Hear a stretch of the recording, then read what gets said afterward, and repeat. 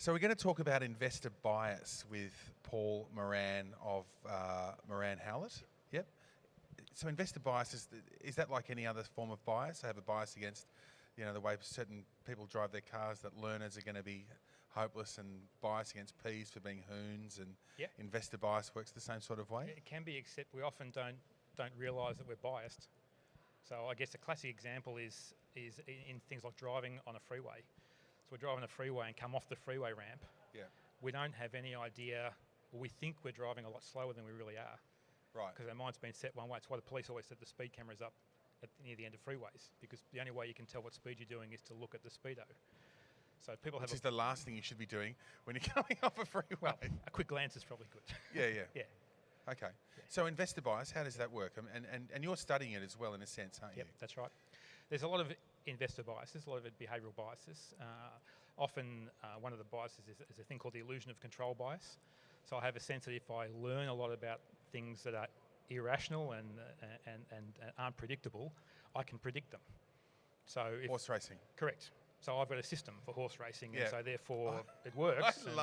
Don't you love the way people have like the horse racing systems that they sell? Yeah. Well, if it was that good. Well, one's just gone completely belly up. Right. There's a guy going to jail about that. But okay. But it's a bit like people who'll say, I always win at the casino because I've got a trick on how to play blackjack. Yeah.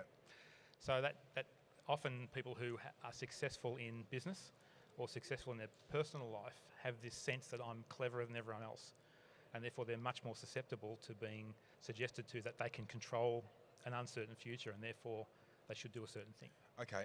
With investor bias, is that also about that, I know shares, not saying I know them, but I understand them, so I'll weight my self-managed super fund in that direction because at least I understand it? Yep. Or bonds, the same sort of thing? No, absolutely.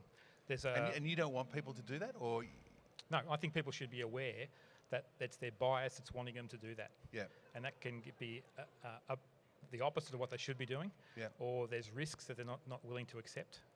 So people sometimes become unwilling to accept. There's a thing called bounded rationality.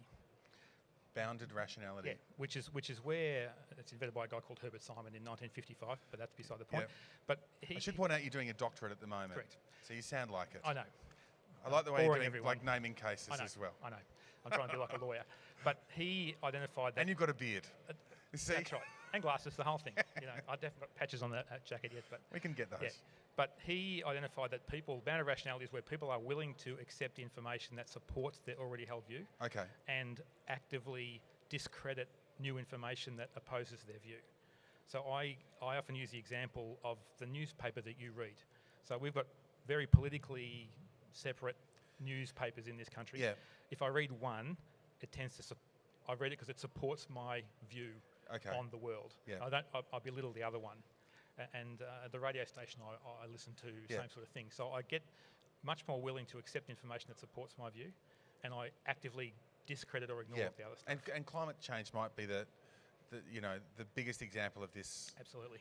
Okay. I mean, it's where when people talk about, without trying to make a comment on climate change, but where people say it's the hottest summer since 1936 as evidence of climate change, not as evidence against climate change, because it was hotter 70 years ago. So it's I understand. Yeah. All right. So what's for investors? What's the trick or not the trick? What's the thing you would like them to possibly understand or consider a little bit more? I think people need to actually consider things. They need to question everything.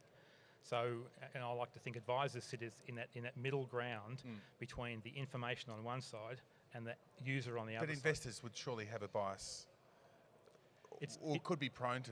Yeah, I think it's difficult for an individual to honestly recognise. Sorry, advisors, I meant. Yeah. Well, sorry. So for advisors would also have a bias. Yeah, and I think one of the advisors need to understand those biases. Yeah. They need to learn more about them, and so that they're not susceptible. So they can become that middle point. Because investors individually at the investor end, I think it's unlikely they're going to go out of their way to recognise their bias. They're so focused on gathering information, they don't want to learn that maybe the information's biased or the information's faulty. So as a professional advisor, we should be able to take that role for them. Yeah, we had a financial advisor and he had a fantastic chart of the Australian Stock Exchange, and of how it is going up, and Yep. and Yep. and that was his whole. This is where we're going to be. Yep. That's right. So that's the deal. It's just about being prepared to take a long-term view. Yeah. You know, framing biases is another bias where people tend to take the most recent experience as their view of the future. So people's view of the future of the share market a month after the GFC hit was catastrophic and terrible, Yeah. rather than saying, hey, it's 60% below what it was a year ago. It's probably a good time to invest now if I'm going to Okay. if I'm going to be investing. But the perspective of the future at that point is terrible and catastrophic. Okay. But a good seller Yep. will set us up with the information, like a really good seller will set us up with the information to drive us in a certain direction. So Absolutely. as trustees and as advisors as well, Yep. is there a toolbox that we can sort of open to combat that? The toolbox is to understand and look, second guess everything. So when you see an advertisement, Yep. look at it twice. First time, what's it trying to do? Yeah. Second time, what's it trying to do? You know, so it's Okay. promoting a great return.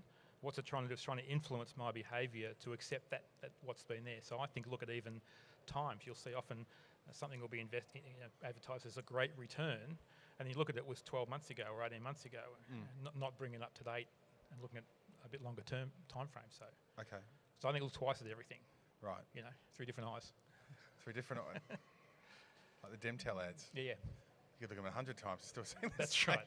Still the KTEL thing, but All right. yeah.